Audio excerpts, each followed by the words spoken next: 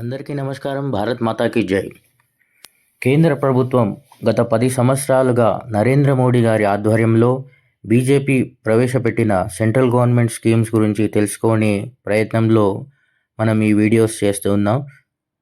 ఇప్పుడు మనం స్వచ్ఛ భారత్ అభియాన్ గురించి తెలుసుకుందాం. స్వచ్ఛ భారత్ అభియాన్ అక్టోబర్ 2, 2014న న్యూఢిల్లీలోని రాజ్ఘాట్లో ప్రధాని నరేంద్ర మోడీ గారు ప్రారంభించారు.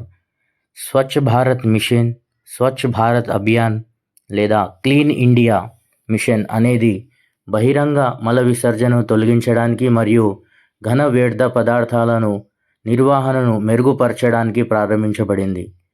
ఇది 2009లో ప్రారంభించిన నిర్మల్ భారత్ అభియాన్ యొక్క పునర్నిర్మాణ సంస్కరణ. ప్రచార నినాదం పరిశుభ్రత వైపు ఒక అడుగు. ఈ స్వచ్ఛ భారత్ అభియాన్లో ప్రతి ఒక్కరిని భాగస్వామ్యం చేయడమే ముఖ్య లక్ష్యంగా భారతదేశాన్ని పరిశుభ్రంగా ఉంచుకొని క్లీన్ ఇండియా, ప్రతి ఒక్కరు కూడా తమ బాధ్యతగా మన పరిసరాలను శుభ్రంగా ఉంచుకోవాలి.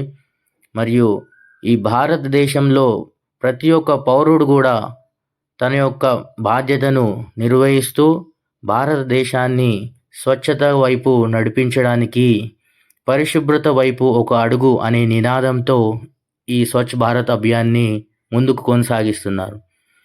దీని ద్వారా ఎన్నో లబ్ధి మనకు పరిసరాల ప్రాంతాల్లో కనబడుతూ ఉంది.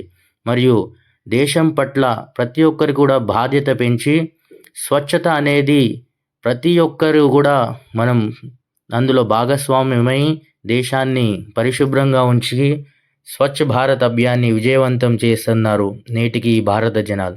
భారత్ మాతాకి జై.